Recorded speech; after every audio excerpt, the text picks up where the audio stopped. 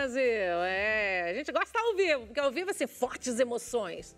Por isso que eu deixo liberado para vocês o WhatsApp. Vamos lá, Vitória. Manda mensagem, 964450532. Tá liberado, gente. Podem mandar perguntas à vontade. Teremos hoje roda de fofoca. Na verdade, ninguém faz fofoca aqui, não. Apenas compartilhamos informações da vida alheia. Teremos também teatro, comédia, 4 frades, 2 bebês, uma santa comédia. E também já falamos, né, desse assunto que chocou todo mundo, né, gente? Aquela noiva que dó. E vamos falar também guerra e impacto no Brasil, gente. Isso é extremamente importante a gente ficar antenado. Porque a gente fica parado aqui e acha que a guerra está lá no fim do mundo, em outros países, que não vai afetar o Brasil. E afeta sim. Pois é.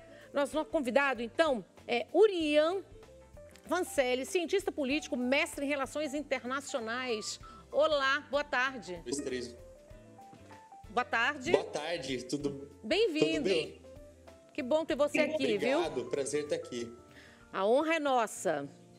Eu queria que você falasse, por favor, tão jovem, tão experiente no assunto, falasse um pouquinho pra gente do que acontece, né? Essa influência quando acontecem as guerras, do impacto no Brasil. Porque a gente, o brasileiro, você sabe muito bem como é, né? Tem essa mania de achar que a guerra tá longe, lá no outro país, que não vai afetar o Brasil. E essa não é a realidade, né? E, Nani, isso não é realidade para basicamente mais nada hoje, né? Só para a gente olhar o que aconteceu na pandemia. Uma coisa que começa lá na China, começa com efeito cascata e quando vê, atinge o Brasil, atinge o mundo inteiro. Com a guerra não é diferente também, não. Então, se acontece, por exemplo, alguma coisa no Oriente Médio, isso pode afetar bastante, por exemplo, o preço do petróleo, dos alimentos aqui no Brasil. E como que isso funcionaria assim na prática, o preço do petróleo? O Oriente Médio é muito importante para a produção de petróleo no mundo. Então, se tiver uma guerra lá, pode ser mais difícil produzir e enviar esse petróleo para outros países, inclusive para o Brasil. E com o petróleo disponível no mercado global, os preços tendem a subir. O combustível mais subir e aí isso vai gerando aquele efeito cascata. Ele chega aqui mais caro também. O preço dos alimentos que precisam ser transportados, precisam ser produzidos. Você precisa abastecer todos aqueles produtos, aqueles tratores, aquelas colheitadeiras que estão no campo. E quando a gente vê esse produto final, ele chega na mesa do consumidor, no supermercado, muito mais caro. Então, realmente era um risco que existia. Só para você ter uma ideia, quando teve a guerra da Ucrânia, o preço do barril do petróleo chegou a $130. Agora ele está ali um pouco mais de 90. Então era um risco muito grande que isso fosse acontecer. Não está acontecendo, mas a qualquer momento basta uma bomba maior do que o esperado, a mesa vira e aí é uma tragédia total. Urian, e esse impacto econômico, né, é global, gente. Acontece em todos os países, a gente sabe disso, né? E no Brasil fica influenciado muito na nossa economia, né? Como você mesmo disse. E tem formas também nessas crises aí internacionais, nesses conflitos que podem afetar também a diplomacia do Brasil? Tem bastante, porque nesses momentos de crise... Foi complicado, por exemplo, outro dia, né? Uma fala gerou uma situação bem difícil, não foi? É isso mesmo. O presidente do Brasil, ele tem um costume de fazer aquilo que é chamado de uma diplomacia presidencial. Então, existem presidentes que são mais ativos na política externa e presidentes que não, que eles acabam terceirizando isso, deixando isso para o Itamaraty, que é o Ministério das Relações Exteriores do Brasil.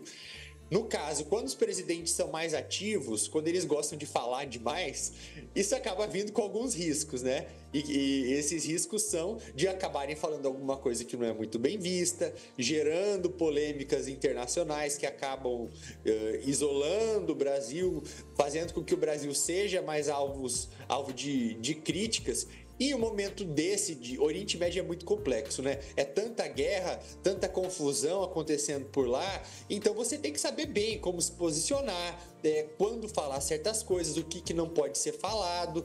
Então isso pode sim afetar a diplomacia e por isso que é tão importante você também tentar deixar um pouco disso, principalmente aquilo que você não entende tanto, para quem entende. Então, no caso, deixa para os diplomatas, deixa para o ministro das Relações Exteriores, para não dar nenhum problema para o Brasil.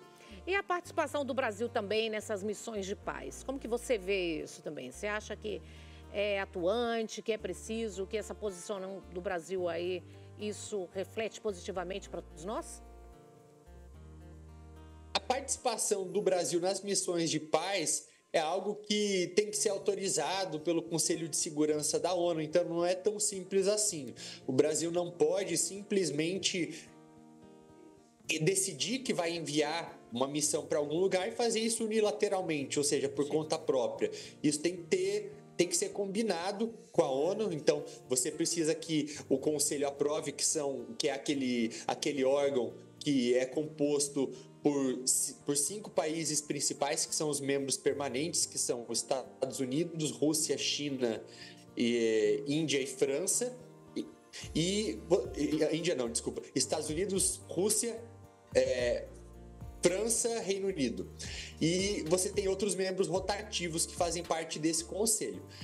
E não é tão simples, mas existem outras maneiras que o Brasil pode fazer para ajudar. Então, pode enviar alimentos, ele pode enviar remédios. Então, essa maneira é mais fácil. E também tentar ajudar, tentando mediar soluções para esses conflitos, se colocando à disposição para ajudar com que as partes dialoguem. E me diga uma coisa, você viu que o Brasil inteiro, muitas pessoas preocupadas, né? Exatamente com os alimentos, com a falta dos alimentos. Vendo tanto o Reino Unido, né, lá na Inglaterra, todo mundo pedindo para estocar alimentos, para guardar alimentos. Então, eles nesse ritmo que eles têm lá fora e que se preparam, né, para uma provável guerra, ou eles ficam muito preparados nos Estados Unidos também, aquele desaparecimento total de alimentos nos supermercados. E isso tem deixado muitos brasileiros também preocupados. Isso é uma realidade? Você acha que deve ter essa preocupação no Brasil ou não? Pode ficar tranquilo? Como que você vê isso? O americano, ele é sempre meio apocalíptico, né? Ele tem aquele negócio de gostar de estocar um monte de lata, de ter... Muitas vezes tem aquelas pessoas que tem aqueles bunkers dentro de casa também. Eu acho que isso é um pouco de exagero, apesar da gente observar hoje, se comparar hoje com 20 anos atrás, existem mais conflitos. Hoje o mundo com certeza está muito mais perigoso do que estava. Muitos países aumentando o número de armas nucleares, como é o caso da China, como é o caso da Rússia, o Irã, que teve toda uma polêmica durante as últimas semanas, ontem inclusive, com uma briga crescente entre o Irã e Israel também. Ele pode a qualquer momento passar a produzir armas nucleares também, e quanto mais países têm armas nucleares, maiores as variáveis, maiores os riscos de algo dar errado. Então, realmente está mais perigoso, mas eu vejo que existe... a gente está longe de ter uma terceira guerra, mas hoje estamos muito mais perto do que há 20 anos atrás, principalmente por conta de um conflito, de tensões que voltam entre grandes potências. O que são essas grandes potências? Rússia e Estados Unidos, ou Rússia, China e Estados Unidos. Então, que tá tendo acordo entre eles, né? Tá tendo alguns acordos que tá assustando o mundo, é isso, né? Algumas meio dizendo, olha, se atacar, se fizer isso, a gente vai entrar. É essa situação que está deixando todo mundo inseguro. E eu acho que o que deixou muitos brasileiros mais assustados também, foi aquele filme O Mundo Depois de Nós, feito agora há pouco, que a gente nunca tinha visto até então, um filme produzido pelo ex-presidente da maior potência no mundo, que é dos Estados Unidos, né? Ele com a esposa dele. Isso deixou... Com a Julia Roberts. Com a Julia Roberts. Então, isso preocupou também. É um fator preocupante, né? Você não acha que foi... Todo mundo questionou. Será que não é uma mensagem, como no filme disse, mensagens foram enviadas, mas poucos entenderam. Será que não...